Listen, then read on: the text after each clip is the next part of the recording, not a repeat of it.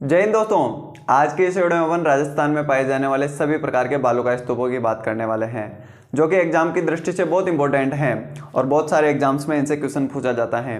और आज के इस वीडियो में मैं आपको सभी प्रकार के बालू का स्तूप याद करा दूंगा, तो वीडियो को लास्ट तक देखना और इससे कभी आपका क्वेश्चन गलत नहीं होगा। बस वीडियो को लास्ट तक देखना, याद कराने की गारंटी मेरी है।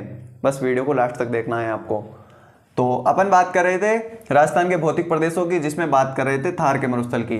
अपन ने शुष्क रेतीले प्रदेश की बात कर रहे थे, जिसमें कल अपन ने बालू का स्तूप मुक्त प्रदेश देखा, जो कि कुल शुष्क रेतीला प्रदेश का कितना था 41.5%। तो ये कितना हो जाएगा अपना 58.5%। वो 41.5% था, तो ये कितना रह जाएगा 58%।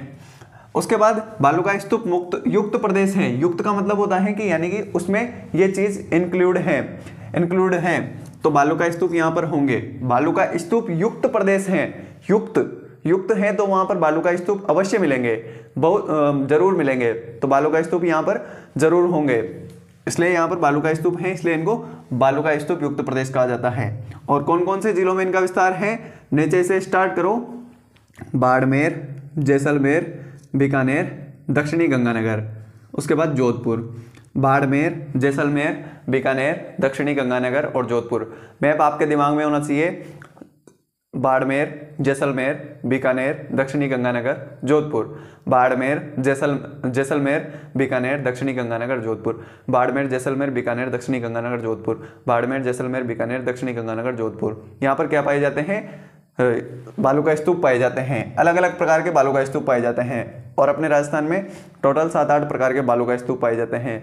वैसे बहुत सारे 3-4 लोगों ने इनका वर्गीकरण किया है, उनको याद करने की कोई ज़रूरत नहीं है। जैसे कोई मैकी हो गया, ऐसे बहुत सारे 3-4 नाम हैं, उनको याद करने की कोई ज़रूरत नहीं है, क्योंकि उससे बहुत ज़्यादा कन्फ्यूज़न हो जाता है कि किसने किन किन भागों में विभाजित किया है अपने बालू का स्तूपों को।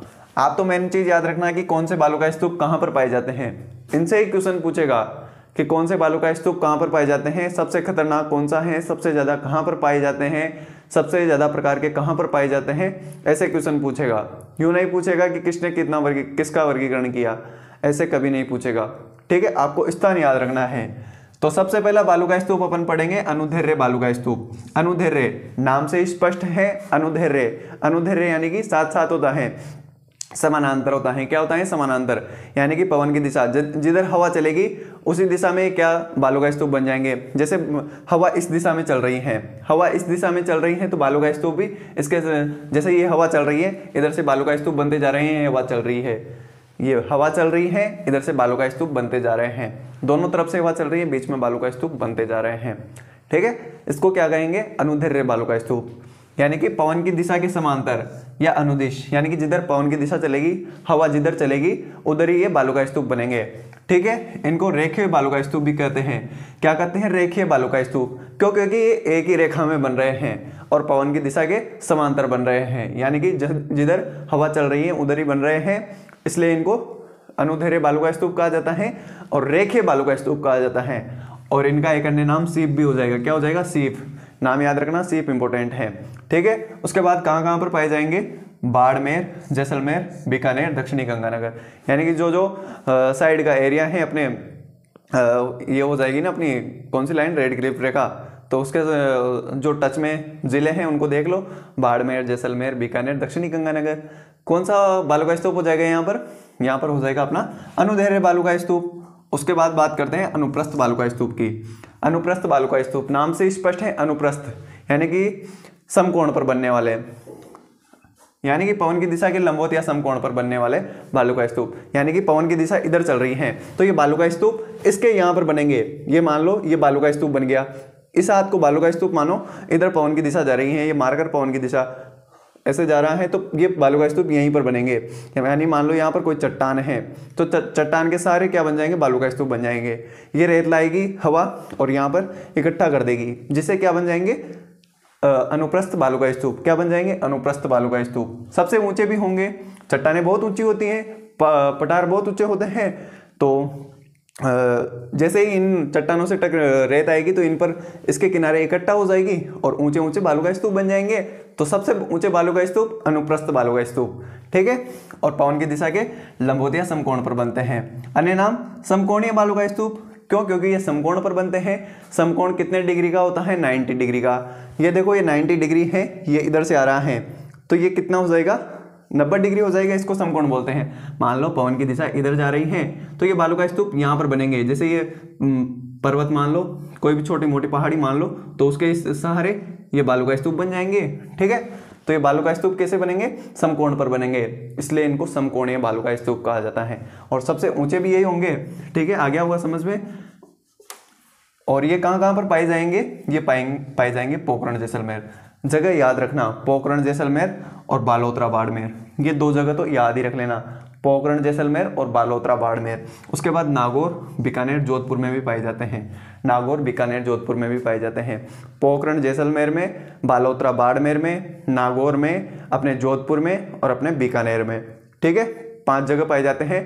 पोखरण जैसलमेर, बालोतरा बाड़मेर, नागौर, बीकानेर, जोधपुर। इन 5 जगहों पर ये कौन से बालू का स्तूप पाए जाते हैं? अनुप्रस्थ बालू का स्तूप। उसके बाद अपने 3rd नंबर पर आते हैं बरखान या बरछान बालू का स्तूप। बरखान या बरछान बालू का स्तूप सबसे खतरनाक होते हैं। सबसे खतरनाक क्यों होते हैं? क्योंकि ये पवन के साथ साथ चलते हैं। जिधर हवा चलती है उसके साथ साथ चलते हैं। जैसे हवा जा रही है तो ये भी उसके साथ साथ चलेंगे। यानी कि मरुस्थलीकरण के लिए सबसे ज्यादा उत्तरदायी बालू का स्तूप कौन से होंगे? बरखान या बरछान। क्योंकि जिधर पवन चलेगी उधर ये जाएंगे, और पवन तो आपको पता है किधर भी चलती रहती है, जिधर जाएगी उधर बालू का स्तूप ले जाएगी। बरखान बरछान सबसे खतरनाक होते हैं। और ये अर्धचंद्राकार होते हैं। कैसे होते हैं? अर्धचंद्राकार, गतिशील अर्धचंद्राकार, स्थिर नहीं होते हैं, यानी कि अस्थिर होते हैं। अस्थिर अर्धचंद्राकार बालू का स्तूप। गतिशील होते हैं, अस्थिर होते हैं, अर्धचंद्राकार होते हैं। भालेरी, भालेरी कहाँ पर है? चूरू में है। भालेरी चूरू। ठीक है, चूरू में पाए जाते हैं। जगह याद रखना, ओशिया जोधपुर, ओशिया जोधपुर, चूरू झुंझुनू में पाए जाते हैं। सीकर में भी हो जाएंगे। भालेरी, चूरू और ओशिया जोधपुर, जगह स्पष्ट याद रखना। और सबसे खतरनाक ये भी बात याद रखना कि सबसे खतरनाक कौन से होंगे? बरछान या बरखान होंगे। और अर्धचंद्राकार होते हैं, गतिशील होते हैं, अस्थिर होते हैं। गतिशील होंगे तभी तो अस्थिर रहेंगे भाई। एक जगह से दूसरी जगह जाएंगे तभी तो अस्थिर कहलाएंगे, गतिशील तभी तो कहलाएंगे। और गतिशील होंगे तो अर्धचंद्राकार होंगे, यूं यूं यूं बनेंगे अर्धचंद्राकार। ठीक है, तो अर्धचंद्राकार हो जाएंगे, सबसे खतरनाक होंगे ओशिया जोधपुर और भालेरी चूरू में, और चूरू झुंझुनू सीकर में भी पाए जाते हैं। तो मरुस्थलीकरण के लिए सबसे खतरनाक, सबसे ज्यादा उत्तरदायी बरखान या बरछान बालू का स्तूप। उसके बाद बात करते हैं तारा बालू का स्तूप। तारा बालू का स्तूप तारा के समान होते हैं। जगह याद करना, मोहनगढ़ जैसलमेर और सूरतगढ़ गंगानगर। मोहनगढ़ जैसलमेर और सूरतगढ़ गंगानगर याद रखना, मोहनगढ़ जैसलमेर और सूरतगढ़ गंगानगर, दो ही तो जगह है, मोहनगढ़ जैसलमेर और सूरतगढ़ गंगानगर। तारा बालू का स्तूप तारे के समान होते हैं। भाई तारा कैसे बनता है? ऐसे बनता है। कैसे बनता है? ऐसे बनाते हैं ना अपन। तो हवा इधर से आएगी, इधर से आएगी, इधर से आएगी, इधर से आएगी, यानी कि 5 दिशाओं से हवा आएगी। तो वो क्या करेगी? अपने साथ जो रेत लाएगी, बालू लाएगी, वो एक जगह इकट्ठा कर देगी। एक जगह टकराएगी तो इकट्ठा हो जाएगी यहाँ पर, उससे तारे के समान आकृति बन जाएगी बालू की। तो उसको ही तारा बालू का स्तूप बोल देंगे, बस और कुछ है भी नहीं। तो ये कहाँ पर होंगे? मोहनगढ़ जैसलमेर और सूरतगढ़ गंगानगर। जगह याद रखना, मोहनगढ़ जैसलमेर और सूरतगढ़ गंगानगर, 2 जगह याद रख लेना ये बस। ठीक है, उसके बाद पैराबोलिक बालू का स्तूप।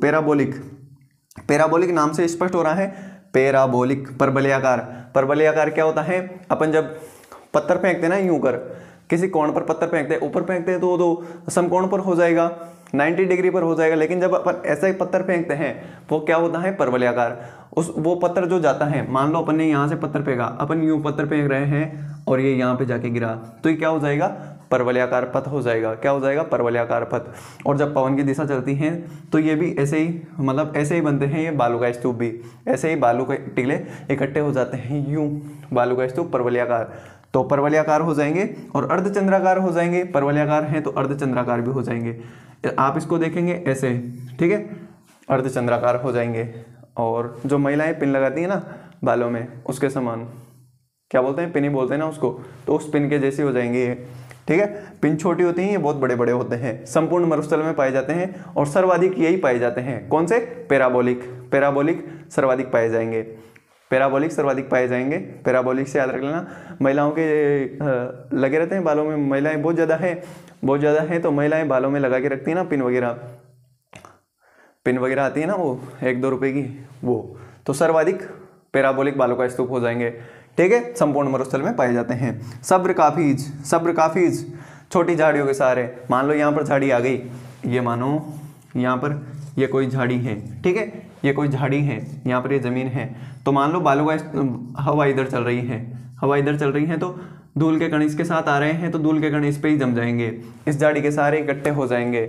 जैसे आते हैं ना, हवा चलती है तो झाड़ियों के सहारे मान लो कोई पॉलीथीन वगैरह उड़ रही है, तो जिधर हवा चलती है तो वो उसी झाड़ी में पस के रह जाती हैं पॉलीथीन वगैरह। उसी तरह बालू भी झाड़ियों में रह जाती हैं, उन्हीं झाड़ियों के सहारे इकट्ठा हो जाती हैं, धीरे धीरे इकट्ठा हो जाती हैं। तो जो वो बालू के टीले बनते हैं उनको सब्र काफीज कहा जाता है। क्या कहा जाता है? सब्र काफीज। ठीक है, संपूर्ण मरुस्थल में पाए जाते हैं, सबसे छोटे होते हैं, क्योंकि झाड़ियाँ छोटी छोटी सी होती हैं, इतनी सी झाड़ियों के सहारे भी बन जाएंगे, इतनी सी झाड़ी के सहारे बन जाएंगे। तो सबसे छोटे क्या होंगे? सब्र काफीज। सबसे बड़े कौन से होंगे? अनुप्रस्थ क्योंकि लंबवत बनते हैं, समकोण पर बनते हैं, पहाड़ी वगैरह के तल से बनते हैं, मतलब ऊंचाई तक, बहुत ज़्यादा ऊंचाई तक हो जाते हैं।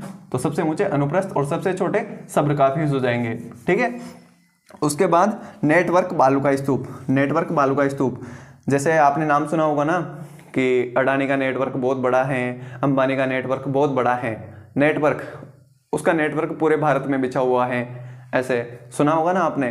तो नेटवर्क क्या होता है? किसी स्थान विशेष से लेकर दूसरे स्थान तक कोई जाल बिछा रहता है। किसी का भी जाल हो सकता है, चाहे सिम अपने नेटवर्क वगैरह जो मोबाइल में नेटवर्क आते हैं उसका मानो, सिग्नल का मानो, सबका नेटवर्क होता है। किसी का नेटवर्क बहुत बड़ा होता है, सांसद वगैरह का नेटवर्क अपने सांसद क्षेत्र में होता है, विधायक का अपने क्षेत्र में होता है। तो उसी तरह किसी का नेटवर्क मतलब कहीं भी हो सकता है।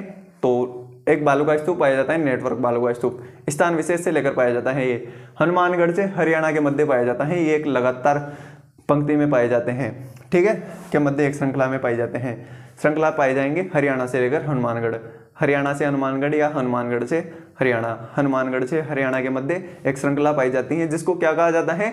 नेटवर्क बालू का स्तूप। एक श्रृंखला में बनते हैं ये, जैसे अपनी अरावली पर्वतमाला है ना, उसी तरह अरावली पर्वतमाला पहाड़ियाँ हैं ऐसे, ठीक है, पहाड़ी ऐसे मानो आप। तो ऐसे बालू का स्तूप है, इसको क्या बोलेंगे? अपने नेटवर्क बालू का स्तूप कहेंगे। ठीक है, हनुमानगढ़ से हरियाणा तक नाम याद रख लेना। अवरोधी बालू का स्तूप। अवरोधी क्या होते हैं? जो किसी का अवरोध करते हैं, अवरोध के कारण बनते हैं। मान लो रास्ते में कोई भी चीज आ गई, जैसे बड़ा सा पत्थर आ गया उसके सहारे बन गए, बड़ा सा पेड़ आ गया उसके सहारे बन गए, किसी अवरोध के कारण बन रहे हैं, तो उनको अवरोधी बालू का स्तूप बोला जाता है। नाम याद रखना है, अवरोधी यानी कि अवरोध के कारण बनेंगे। तो ये है अपने राजस्थान में 7-8 प्रकार के पाए जाने वाले बालू का स्तूप। सबसे पहला अनुदैर्य पवन की दिशा के समांतर, ठीक है, इसको रेखे बालू का स्तूप भी कह देंगे। बाड़मेर, जैसलमेर, बीकानेर, दक्षिणी गंगानगर में बनते हैं। उसके बाद अनुप्रस्थ सबसे ऊंचे होंगे, पवन की दिशा के समांतर बनेंगे, और अन्य नाम में समकोणीय बालू का स्तूप। और जगह याद करना, पोखरण जैसलमेर, बालोतरा बाड़मेर, नागौर जोधपुर बीकानेर, ठीक है। उसके बाद बरखान या बरछान अर्धचंद्राकार होते हैं, गतिशील होते हैं, अस्थिर अर्धचंद्राकार होते हैं। सबसे खतरनाक यही होते हैं, मरुस्थलीकरण के लिए सबसे ज्यादा उत्तरदायी यही होते हैं। और भालेरी, चूरू, ओसिया जोधपुर, चूरू झुंझुनू, ये 2 जगह तो हमें मतलब याद होना ही चाहिए आपको, कि नींद में भी उठाकर पूछ लेना कि बरखान या बरछान बालू का स्तूप कहाँ पर बनेंगे? भालेरी, चूरू, ओसिया जोधपुर, भालेरी, चूरू, ओसिया जोधपुर, बरखान या बरछान। अर्धचंद्राकार होते हैं, गतिशील होते हैं, पवन की दिशा के साथ साथ ही चलते हैं, ठीक है। फिर हो जाएगा तारा बालू का स्तूप, तारे के समान हो जाएंगे। जगह याद करना, मोहनगढ़ और सूरतगढ़, मोहनगढ़ जैसलमेर और सूरतगढ़ श्रीगंगानगर, ठीक है। उसके बाद पैराबोलिक बालू का स्तूप, पैराबोलिक परवलयाकार हो जाएंगे तो सबसे सर्वाधिक बालू का स्तूप इसी प्रकार के पाए जाते हैं और संपूर्ण मरुस्थल में पाए जाते हैं। अर्धचंद्राकार हो जाएंगे। सब्र काफीज जो छोटी झाड़ियों के सहारे बनते हैं और सबसे छोटे यही होते हैं, क्योंकि झाड़ी छोटी भी होती है, बड़ी भी होती हैं, तो सबसे छोटे भी यही होंगे, ठीक है, संपूर्ण मरुस्थल में पाए जाते हैं। नेटवर्क बालू का स्तूप हनुमानगढ़ से हरियाणा के मध्य एक श्रृंखला पाई जाती है बालू का स्तूप की, उसको नेटवर्क बालू का स्तूप कहते हैं। और लास्ट में हो जाएगा अवरोधी बालू का स्तूप, जो किसी अवरोध के कारण बनते हैं। कोई भी पेड़ वगैरह आ गया उसके सहारे बन जाएंगे, कोई घर वगैरह आ गया उसके सहारे बन जाएंगे। और अब 2 फैक्ट याद करना कि सर्वाधिक बालुकाई स्तूप कहाँ पर पाए जाएंगे, जैसलमेर में। सर्वाधिक बालुकाई स्तूप जैसलमेर में पाए जाते हैं। उसके अलावा उसके बाद सभी प्रकार के बालुकाई स्तूप जोधपुर में, यानी कि अनुदैर्ध्य भी यहाँ पाया जाएगा, अनुप्रस्थ यहाँ पाया जाएगा, उसके बाद बरखान यहाँ पाया जाएगा, तारा बालुकाई स्तूप, अपने पैराबोलिक, सब्र काफिज, उसके बाद अवरोधी, नेटवर्क, सभी प्रकार के जोधपुर में पाए जाएंगे। और सबसे ज़्यादा कहाँ पर पाए जाएंगे, जैसलमेर में पाए जाएंगे। तो ये अपने राजस्थान के बालुकाई स्तूप हैं, राजस्थान में पाए जाने वाले बालुकाई स्तूपों के प्रकार हैं, जिसको अपन ने एक अलग से टॉपिक में लिखा है बालुकाई स्तूप युक्त प्रदेश, यानी कि जहाँ पर बालुकाई स्तूप होंगे उसको युक्त प्रदेश बोल देंगे। और ये शुष्क रेतीला प्रदेश का 58.5% है। अपने बाड़मेर, जैसलमेर, बीकानेर, दक्षिणी गंगानगर, जोधपुर, इन एरिया में ये पाए जाते हैं। ठीक है, और बालुकाई स्तूप यहाँ पर होंगे अनुदैर्ध्य बालुकाई स्तूप, अनुप्रस्थ बालुकाई स्तूप, बरखान बालुकाई स्तूप, उसके बाद तारा बालुकाई स्तूप, पैराबोलिक, सब्र काफिज, नेटवर्क और अवरोधी बालुकाई स्तूप। बस 7-8 प्रकार के तो हैं। अनुदैर्ध्य हो गया, अनुप्रस्थ हो गया, उसके बाद अपन ने बरखान या बरछान देखा, पैराबोलिक, सब्र काफिज, नेटवर्क हो गया, अवरोधी हो गया, और बच गया क्या कोई, तारा बालुकाई स्तूप हो गया। ठीक है, 8 ही तो प्रकार के हैं, ज़्यादा टफ थोड़ी हैं। अनुदैर्ध्य, अनुप्रस्थ, अनुदैर्ध्य, अनुप्रस्थ, अनुदैर्ध्य, अनुप्रस्थ, उसके बाद बरखान या बरछान, उसके बाद तारा बालुकाई स्तूप, उसके बाद सब्र काफिज, नेटवर्क, अवरोधी, और एक बच जाता है अपना कौन सा, पैराबोलिक। ठीक है, 7-8 ही तो है, नाम याद कर लेना, विशेषताएं ऑटोमेटिक याद हो जाएंगी। बस आपको जगह याद होनी चाहिए कि कौन सा बालुकाई स्तूप कहाँ पर बनेगा। और सर्वाधिक उत्तरदायी कौन सा हो जाएगा, बरखान या बरछान हो जाएगा। सबसे ज़्यादा कहाँ पर बनेंगे, जैसलमेर में। सभी प्रकार के जोधपुर में बनेंगे। ठीक है, तो यही तो सब छोटी मोटी विशेषताएं हैं। सबसे छोटे कौन से हो जाएंगे, झाड़ी के सहारे बनने वाले सब्र काफिज हो जाएंगे। ठीक है, सबसे बड़े कौन से हो जाएंगे, अनुप्रस्थ बालुकाई स्तूप। क्यों, क्योंकि वो किसी पहाड़ी के समकोण पर बनेंगे, तो इनको समकोणीय बालुकाई स्तूप भी कर देंगे। तो ये है अपने राजस्थान के बालुकाई स्तूप। आई होप आपको याद हो गए होंगे, जहाँ तक आशा है मेरी। बस जगह याद करनी है आपको, 1-2 बार आप जगह देखेंगे, मैप आपके दिमाग में होना चाहिए। राजस्थान ज्योग्राफी पढ़ने का सबसे अच्छा तरीका है मैप। मैप आपके दिमाग में होना चाहिए हमेशा के लिए, क्योंकि राजस्थान तो अपना छोटा सा है। वैसे राजस्थान भारत का सबसे बड़ा राज्य है, 3,42,239 वर्ग किलोमीटर इसका एरिया है, 10.41% पर है भारत के कुल एरिया के। तो बस क्षेत्रफल में सबसे बड़ा है, लेकिन सबसे प्यारा भी अपना राजस्थान ही है, प्यारो रंगीलो राजस्थान।